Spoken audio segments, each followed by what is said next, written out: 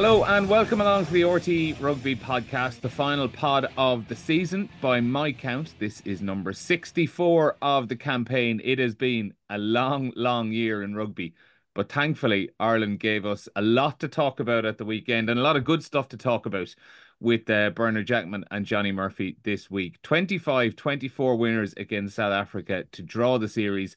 Just a second ever win for Ireland down in South Africa. 2 drop goals in the final 10 minutes from Ciarán Frawley, seeing Ireland coming from 24-19 down to win the game and level the series. Unfortunately, no series decider. Bernard, it's such a pity we don't have a third test this week, isn't it? I know we've said for ages, God, this season's been long. I'm looking forward to the holidays. God, I'd love a third test this weekend. Yeah, look, I think we would. There's a rivalry there between these two teams now that leaves you wanting more, no matter how much you get. Like, it's the third time in what, eight months they've played, and all 3 games were intriguing, fascinating, yeah, and you're just looking forward to the next one. But no, I think the players, look, both teams deserve a break. Obviously, the Boks won't get one for a while, although they will get a chance to rotate some players for the Portugal test, but they're still have a complicated calendar, whereas our players will get 5-6 weeks off, and how well deserved. And I think they can go on their holidays now, content that they have shown what they're about, and I think character was something that Andy Farrell tapped into massively this week, but also, you know, skills under pressure, and intent and physicality, were all there in absolute spades. And I think they shocked the Boks. I think the Boks probably felt they could bully Ireland, and that wasn't the case. And that hasn't been something that we really knew was there. We knew this team had, you know, resilience and they could play really good rugby. But could they match a team who were bigger than them? And up to now, there's always been that doubt. But certainly in the last 2 weeks, I think we've stood up to a very, very physical and powerful side, and have held their own, which is massive. Yeah, and Johnny, I would say for the first half on Saturday, Ireland more than held their own physically, like came absolutely flying out.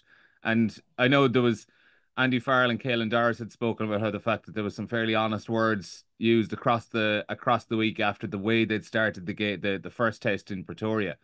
But like, you look at it, Rónan Kelleher, just as he did in the World Cup, came in with a massive tackle on Quagga Smith straight from the kickoff. Joe McCarthy was really, really on it early on and was, you know, breaking the gain line. Kelleher was excellent throughout that first half, as was Robbie Henshaw as well. And aside from the scrum having a few issues, Ireland physically really, really put it up to South Africa in that first half. Yeah, massively. And I also think you can include James Ryan in that. Yeah. I think his influence throughout the game was massive. He was back to his best, and I suppose towards the end, from an Irish perspective, it's been a bit frustrating for him in terms of where he's seen himself. But then you look at the overall selection and playing Byrne at 6 with, you know, McCarthy and Ryan in the second row, they really bolstered that physical edge. But I think, you know, Kelleher was brilliant, but I really do think James Ryan really led that physical edge, and he was on the line for the 80 plus minutes. And it was great to see him put in a performance like that. But yeah, I think we're South Africa a bit shell shocked in terms of how Ireland started and where they were. Obviously they got the momentum back after half time, but that first half performance was off the charts in terms of physical level and their intent. At every breakdown, and nothing was. South Africa would talk about battle stats, but like Ireland were just, nothing was done. Like, they just kept going. They were relentless in that first 40 minutes. Johnny, let's skip right ahead to the final 10 minutes and Ciarán Frawley's heroics with whatever 10, 12 minutes to go, and South Africa have just nudged themselves out into a 5-point lead through another Handré Pollard penalty. What odds would you have been looking for if you were to part way with €5 for an Ireland win? Yeah, I was definitely one of the people that were going, oh, here we go again. You look at all the high intensity tests that they've played over the last, however he said, whatever, 60 odd weeks, every one where, including the Irish provinces, that they were in those games where you felt that, this was just going to be history repeating itself over the last kind of 12, 13 months from, the New Zealand game to the English game in Twickenham, to the provinces, Munster and Leinster. And then obviously the first test, you're like, right, here we go again. It would have been a long, because the momentum had just completely shifted. And then something that we haven't seen, I suppose, is, and it just shows you how tight and how close all those games that I've just mentioned that they've lost, their execution was off the charts in the last kind of 3 to 4 minutes, excluding the line out where they go to the corner. That was certainly the moment where you're like, right, that's it. We've brained it again. And then the wherewithal from Frawley to go, okay, well, we messed that up. Look, let's go for the 3 here, get back within 2, the smarts, and then the execution. And I also have to say, I was one of the fellas shouting at the TV when he kicks that off the break, when he kicks that kind of attacking grubber kick into the, I was like, what's he doing kicking the ball away? But again, execution, the chase, that battle was one they won, where the previous week James Lowe tries to keep a ball in and everyone's watching him. There's no reaction, no support there. But Frawley was backed up by a good chase, and they get that opportunity to go win the game. So that was, and I think that's what, that it's not going to change the results of the others, but it just sends them into a completely different mind frame of what's capable, given the players that weren't playing. And also from a management perspective, for Andy Farrell and the coaching staff to put on Blade and Frawley with so much time left. It wasn't like they gave him 5 minutes towards the end.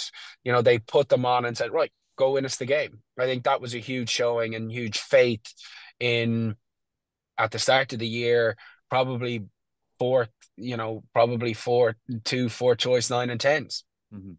It really was, Bernard. I think on the bench, as Johnny said, that's a nice point to carry it on with. The fact that he went to the bench as early as he did, and I know in a few cases he kind of had to, where Andrew Porter and Tyke Furlong both had to go for HIAs, but like this was the Ireland 15 that finished the game. And basically this is the Ireland team that pulled back the 5-point deficit to go and win away against the world champions in South Africa. Healing, Herring, Beelum. Then was it Ryan Byrne in the second row, Baird, O'Mahony, Doris, Blade, Frawley in the halfbacks, James Lowe and Gary Ringrose on the wings, Stuart McCluskey and Robbie Henshaw in the centre, and Jamie Osborne at full back. If you had told us 2-3 weeks ago that was going to be the 15 players on the pitch that was going to turn around a test in South Africa and win, we would have thought you were absolutely mad. But Andy Farrell, he said it after the first test when Ireland had probably stayed in the game long enough, and even though they weren't deserving, even though they didn't deserve to win the first test, they still gave themselves a shot at doing so. He constantly made the point that they don't go away. They always hang around a game longer than they should. And I know that doesn't make you an unbeatable team, but it probably means over the course of a few years that you're going to win a handful of games that you probably should have lost. Yeah, and it's not a cliche with him. He and it's not a fluke either, because that's the type of player that he wants, and that's what he talks about. And are we people who look after each other? Are we people who dig in? What are we as a group? What do we represent? And like, even when we lose, as we did in Pretoria, or we did in Paris to New Zealand, or we did to England and Twickenham, I mean, I don't remember a team that's pulled away from us. You know what I mean? And the only time it's happened is the first test in New Zealand. I was doing it last week. That's the only game in Farrell's era. Yeah, but when you look back at that game, the results, the score actually is they got a couple of like breakaways, in Ireland. There was opportunities in that game. I remember, because I remember that game, and we did lose by more than a score. And I was going, well, how are they going to pick it up for the following week? And because if you remember, it looked like a very daunting tour. Yeah. And apparently on that Monday or Tuesday after that first test, when he did his review, he was able to frame it in such a way that the players couldn't believe they lost. You know what I mean? And as in, these are the opportunities. Imagine we do this and we stop that, and it's going to be different. And he basically made them believe that they could win. And likewise this week, and I haven't spoken to any players, but he, like, the reality was, the game was close against the Springboks, but the Springboks had dominated us. They'd taken our defense apart. They had been very physical, and they missed some goals. So you would have said, well, how can you get the belief that you're going to beat them a week later without Dan Sheehan and some of the other injuries we had? But he was actually able to get that out of them. The whole management deserve massive credit, but Farrell is very unique. Like, I've never met, like, when Joe Schmidt was at the helm of Ireland and Leinster, there was an aura about him, the way players spoke about him. It was different, and that was mainly down to the level of technical and tactical IP he was able to give them. They really felt he was making them better. Farrell is different because he's making them better as rugby players, but there's this ability to get more out of players than maybe they're showing in the provincial jerseys. And like Caelan Blade is an example. Caelan Blade, like, a very, very good player, but probably this year, without Marmion there to share the load, his form at the end of the season for Connacht dropped off a bit. He looked tired, to be able to bring him on early when Murray was playing really well, and for him to be nearly picture perfect under pressure is just another example. That Jamie Osborne, like, when it was a left field pick to pick him at fullback, because obviously Jimmy O'Brien, has played there before. Leinster obviously haven't gone there with Jamie Osborne very much, and like over the two tests now, he's stepped up. You know what I mean? Frawley was picked ahead of two tens that have been picked ahead of him in Leinster most of the year as a 10, and comes on and shows what he can do. Like, he's a very good selector, or maybe he's not. He's not just a great selector. He's just able to actually get another 5-10% out of players in that environment, and it's probably his greatest win, I think. Yeah, I think it is. It has to be, because, like, as I said, last week, the New Zealand tour. New Zealand were in a bit of disarray. They made changes after that tour to their coaching staff and to try and rectify what was just a camp in trouble. Whereas you can't say the Boks are in disarray. They're still in the peak of their powers. The most experienced Bok team ever. A very strong bench, not very few injuries, and we managed to come from behind, and I think it's as good as win as he's had without some of the players that are key to Ireland. At the end of a long season, I think it's a masterful effort from everyone involved, but particularly Farrell deserves huge credit. Quickly, Johnny, what do you think? Where would you rank it in the Farrell Index? Interestingly, it was his 50th game in charge, which was a nice round number to work off as well. I think Birch is 100% right, given the season that they've had, the disappointments that they've had. And then you look at the players they're missing. They're missing arguably, the best hooker in the world, the second best 9 in the world, only to probably a generational player. Hugo Keenan is up there in terms of back 3 players. He's probably going to be a Lion next year. You look at who they lost and the team that finished. I think and all the travel and everything, just at the end of such a long season, I think to get that out and get that emotional performance is just incredible. One thing I might stay on the Frawley stuff and talk about him a little bit more, but before us talk about him specifically, it was great yesterday to look back when I was watching it back, to actually look back at like how the score even originated, and you can kind of see how like all the pieces matter along the way in Ireland having to be 100% perfect for essentially the final 3 minutes of the game, just to put themselves in a position to get the chance to kick the drop goal. Because I kind of, it had all been a bit of a blur over the previous day. I got home from South Africa yesterday and I was watching the match back, and on 77 minutes and 15 seconds. South Africa have a line out 30 meters from the Irish try line. And you're just thinking they're going to win the ball. They're going to go through a handful of phases, and Pollard will probably just take a drop at goal to make it a try game. And I was sitting there yesterday evening going, like, knowing the result, thinking, how did Ireland get out of this situation? And it's when I watched it back, you see they go to Etzebeth off the top. Marco van Staden makes a carry up the middle, and it's Peter O'Mahony and Rob Herring who get in there, double tackle, disrupt the ball.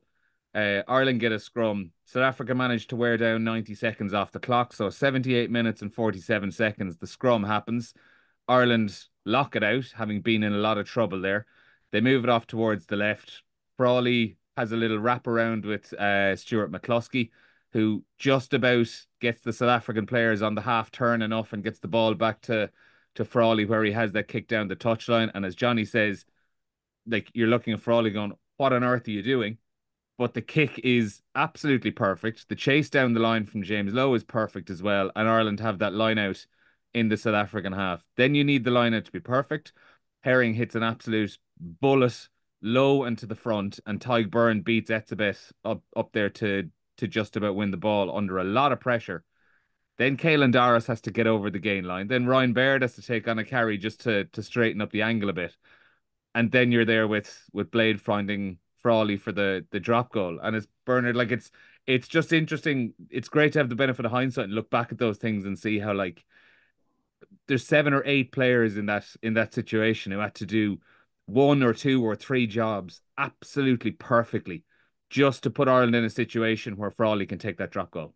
Yeah, But just before Birch goes on that line out, we've scored a drop goal, a kick. Frawley kicks the ball out on the full on a crossfield Yeah. kick. That's kind of speculative. So what Andy Farrell and what Birch has said, that these guys don't know whether they're done, like that could momentum shift. Like that can suck the life out of forwards when they've just got a drop goal. They're within 2. Let's hold the ball, go, and he kicks the ball straight out, and you're like that must just have deflated the players. Well, most of the players, but they didn't. They got the ball back, So as what Farrell says, that just shows that, whatever 60 seconds shows what Farrell is saying. Like the players don't know when they're done. Sorry, Birch. No, you're 100% right, and I think that's what Frawley has a little bit. Like, he has big game temperament. He doesn't get spooked. Like, it was a big mistake to make. If Ireland don't get another shot, you're talking about that has been one of the opportunities missed. But against the box, you have to go for those plays as well. I mean, yeah, and also, like, people saying, oh, like the grubber kick. The reality is, with the pace the box have, and maybe a lack of out and out pace Ireland have, Ireland are never going to go 50 meters against them. And the reality as well, the more phases you play, the less likely you're going to score. And Ireland did find it hard, even though Ireland's attack was much better.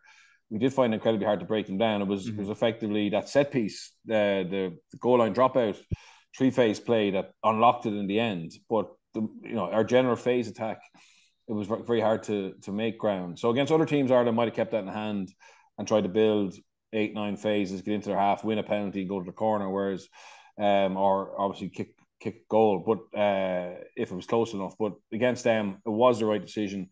But again, it was and Farrell spoke about it, like, that's a makeshift backline, as you mentioned, and McCluskey's ability to stay square and fix Jesse Creel with Robbie outside him for a second, and Frawley gets around Jesse Creel, and that actually makes it easy to kick. It's not an easy kick, but it makes it easier for him to kick in behind.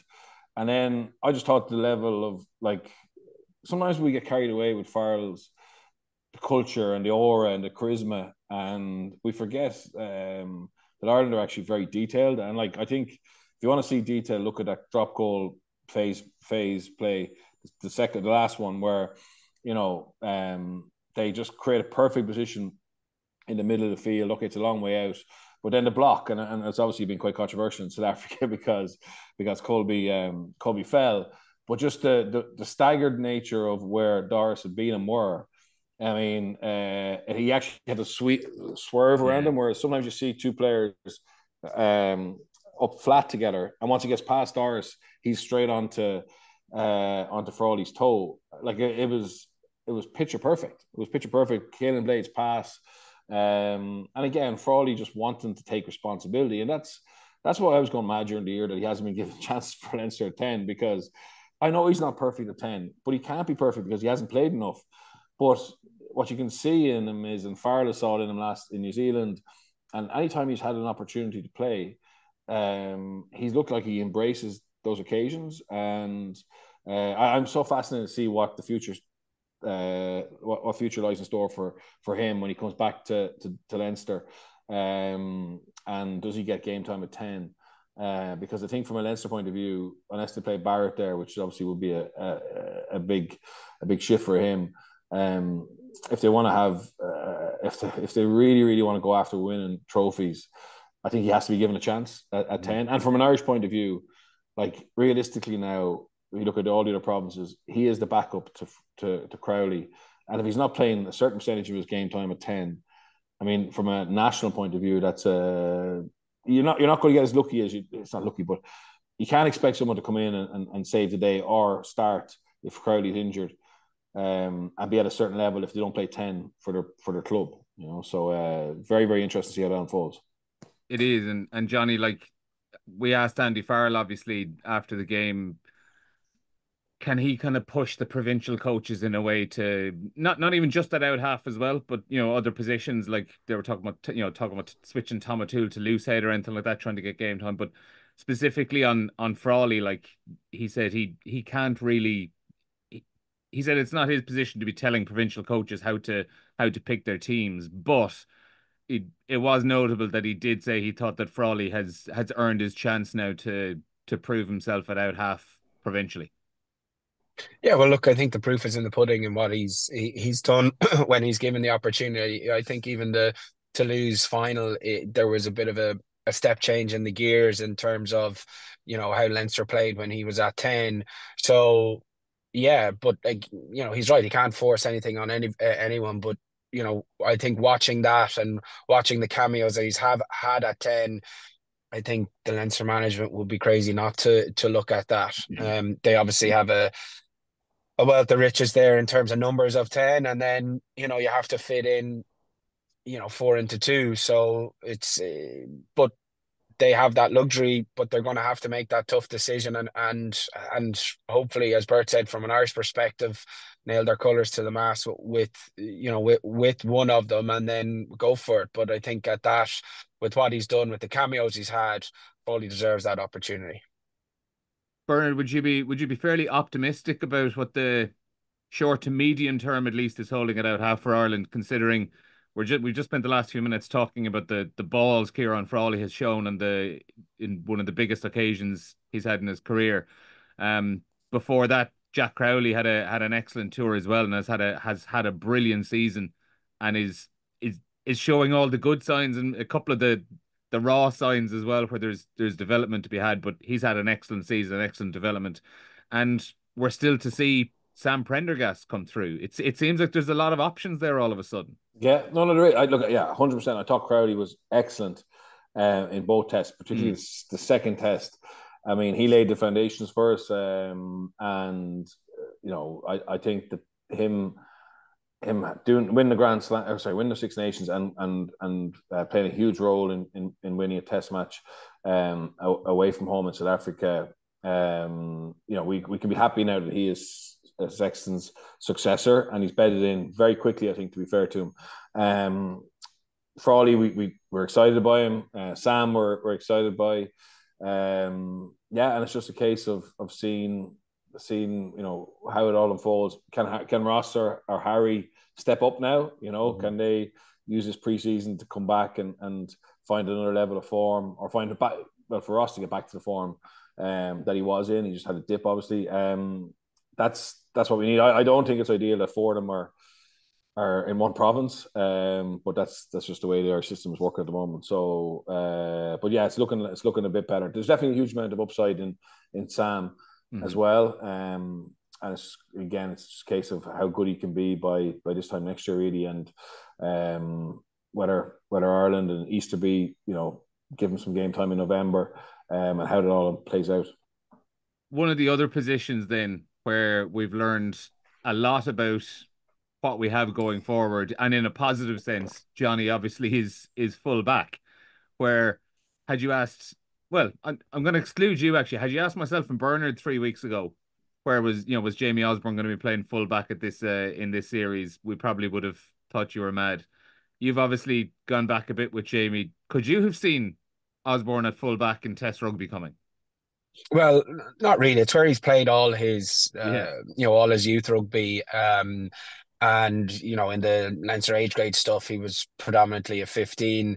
I thought he was personally, I thought he was going to end up as kind of Gary Ringrose successor at that 13 slot, was where he was going to. But I think he's probably going to move into that, potentially that mold of that 13, 15 space. He's was always very good in the air, very good left boot. He had all the attributes: big, strong guy, good in the air, has all the attributes to be a top class 15, top class 13. I think his versatility is going to be a good thing for him.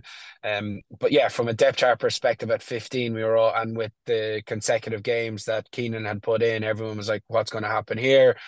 Jimmy O'Brien has come straight back to form with Leinster when he was, in any opportunities he's got with Leinster, with Ireland, he's been very, very good.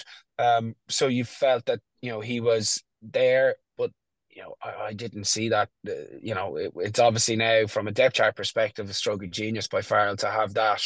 And you have three guys, one right footer, two left footers that are there, that can fill that slot very, very seamlessly. But I think Jamie took a big step forward from, he was very good the first week.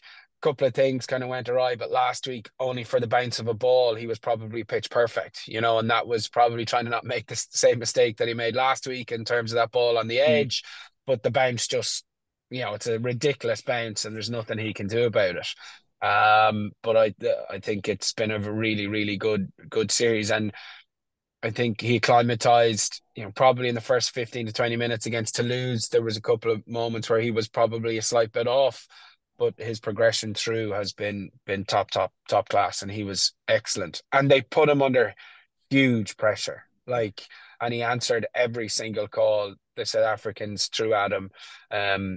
So absolutely delighted for him. He was excellent. Yeah, more so than last week, Bernard. This week they really, really peppered him with kicks. And I think excuse me, the biggest compliment you could give him this week was just everything was done without any fuss.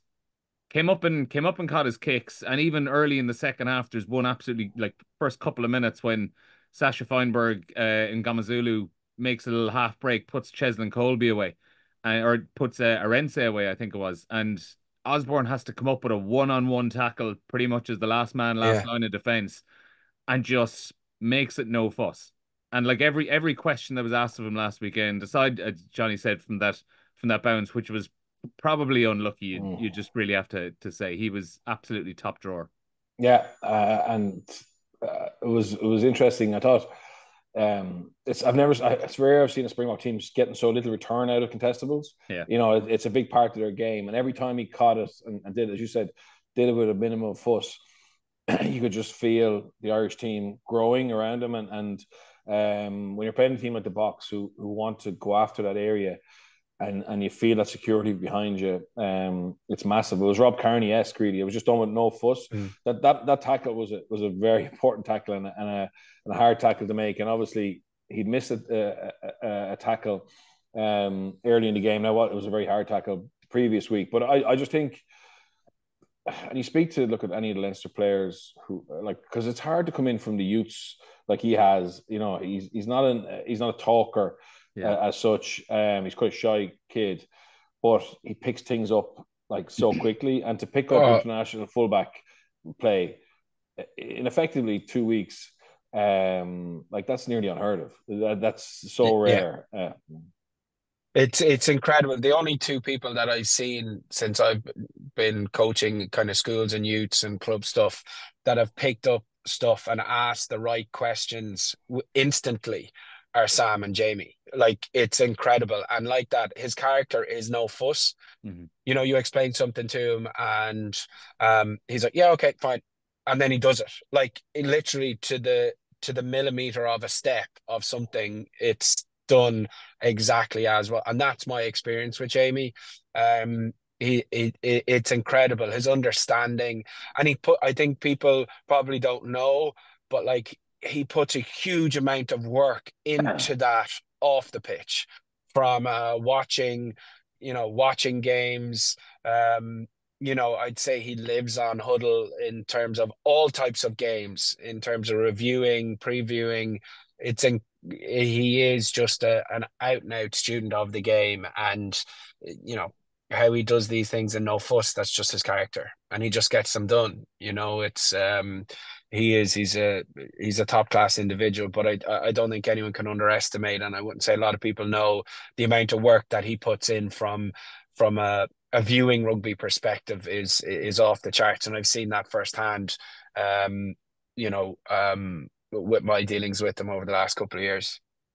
It's going to be really interesting, Birch, to see how often he gets a chance to play at fullback now for Leinster next season. And obviously Hugo Keenan will be around again, and that would close the door, you would probably imagine, for some of the bigger games. But particularly in the in the second half of the season, when Jordy Barrett has arrived, and I think one of the questions people had when Barrett was signed was, well, how is that going to impact Jamie Osborne and take away his minutes in the centre? All of a sudden, there's an avenue there at full back for him to be used a lot more.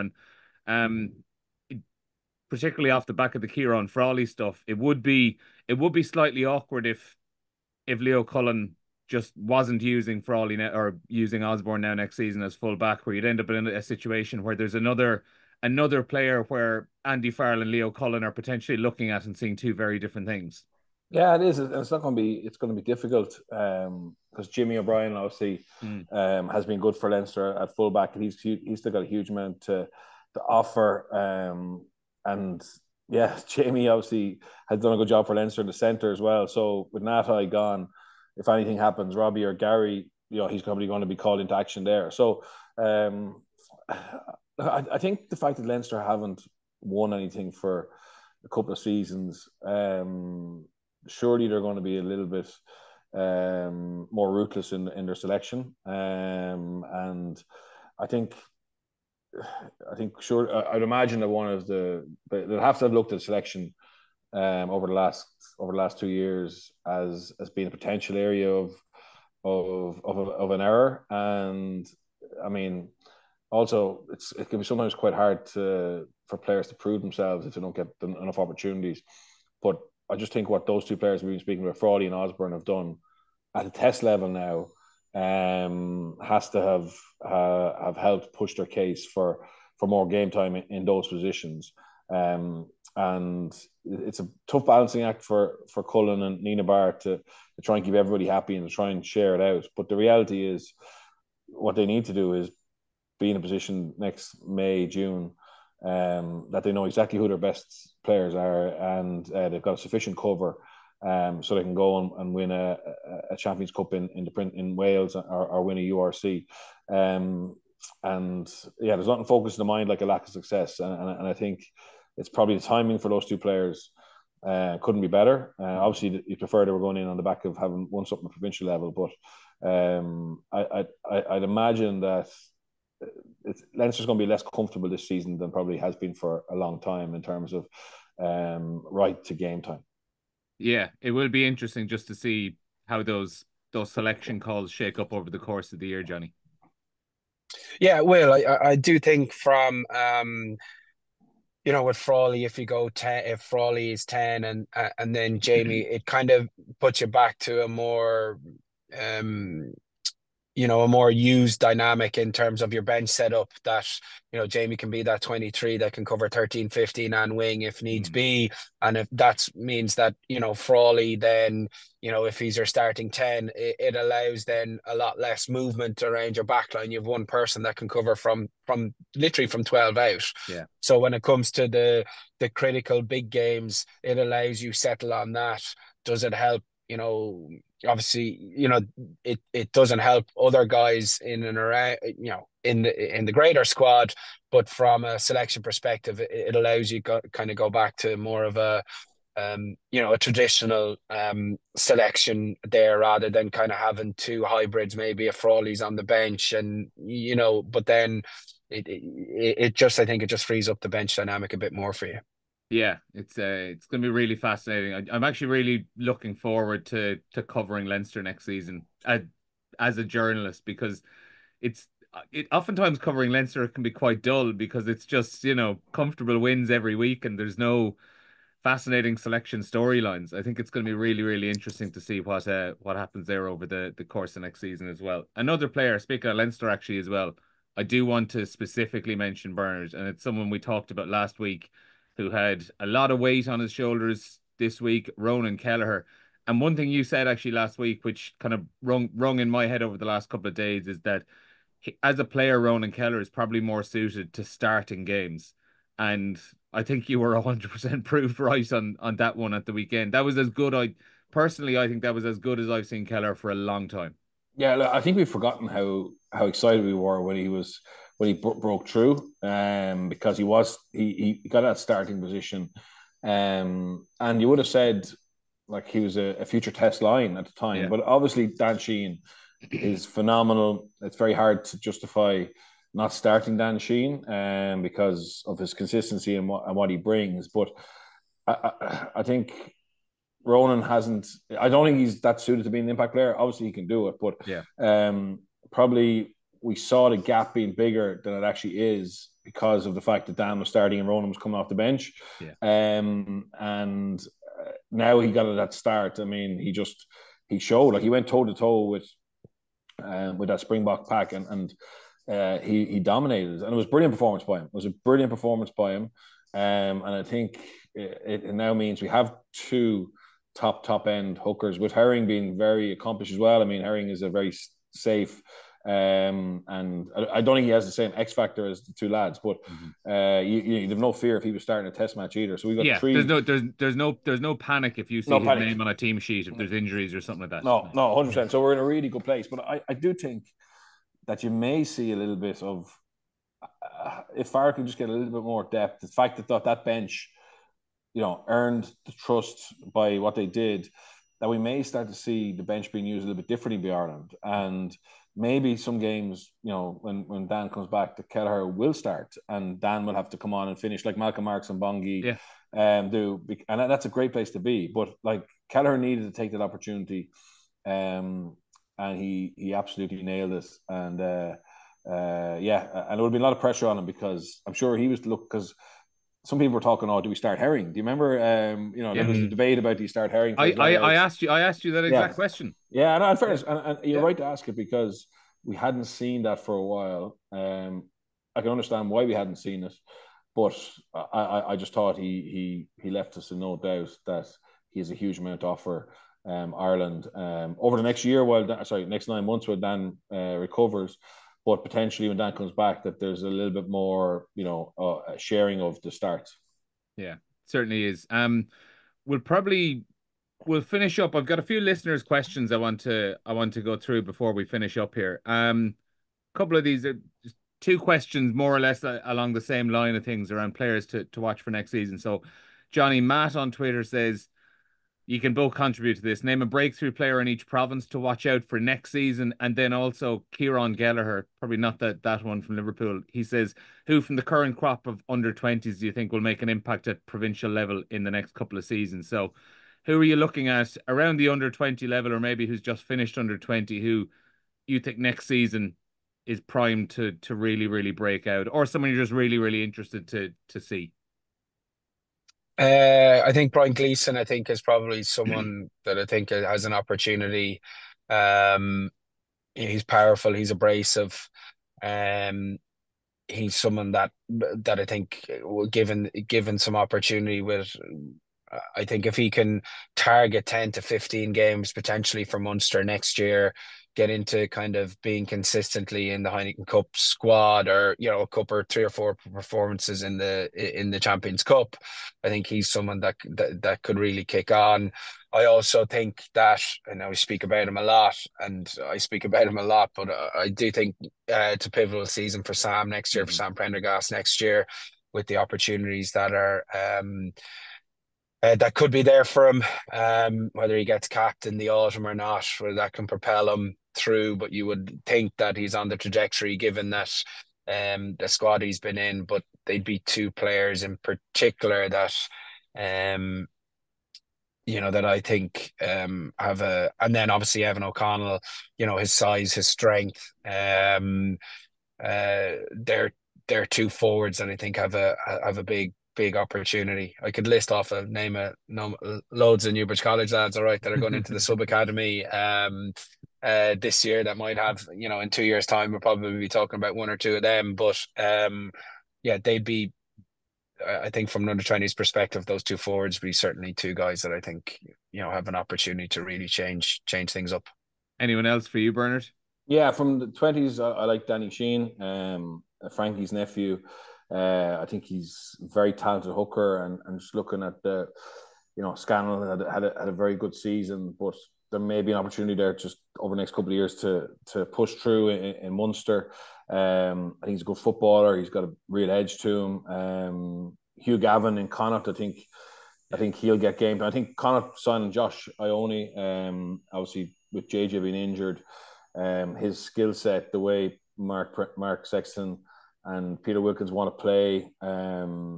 There's obviously they've lost some experienced players with like Farrell and Daly leaving, but there's a group of youngsters there in Connacht, in the backs in particular, that I think will get a lot of game time next year. Challenge Cup will be probably a good thing for them in terms of being able to give them game time in less pressurized environments. And I think Hugh Gavin is someone who may end up being, in a year's time, someone we're talking about as being Connacht's next full international. So they're the two for me. Anyone in Ulster? We've gone through 3 of the 4 provinces. Anyone in Ulster that we can give a bit of optimism for?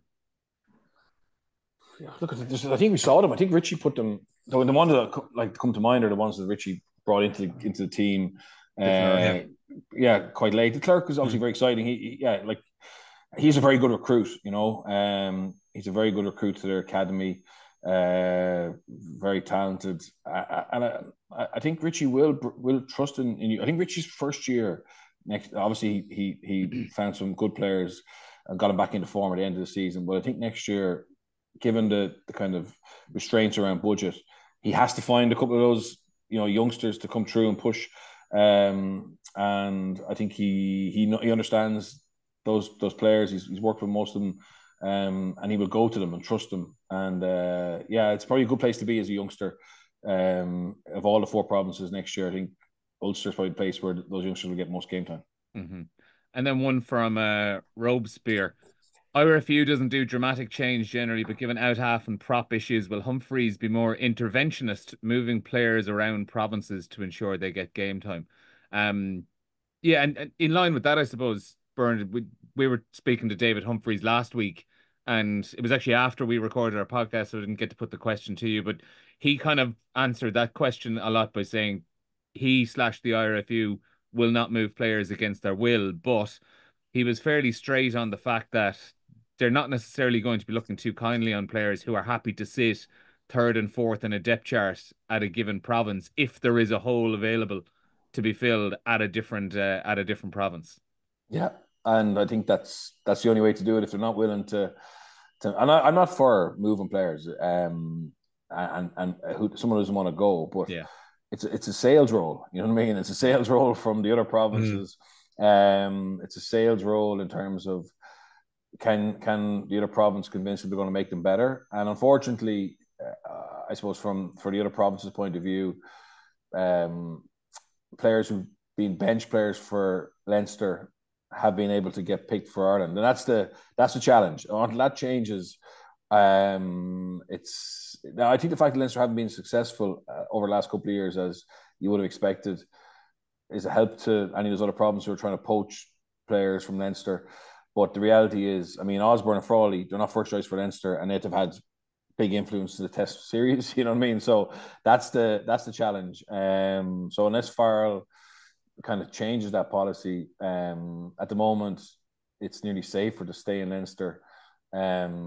than move, and that's always in players' heads. So yeah, it's not forcing people. It's actually how attractive can the other provinces make it, and how much weight is Farrell really going to put on playing regularly for a province, not your province. And the other point you said, it kind of links to that, Johnny, as well, was that after Rabah Slimani, who was confirmed this week, that's going to be the last non-Irish qualified front row signing in Ireland.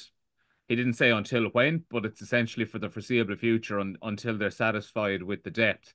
Um, it will potentially be interesting if you're a young Irish prop or something like that. All of a sudden, contract negotiations are going in your favor. Yeah, look, I think he's kind of made his mark,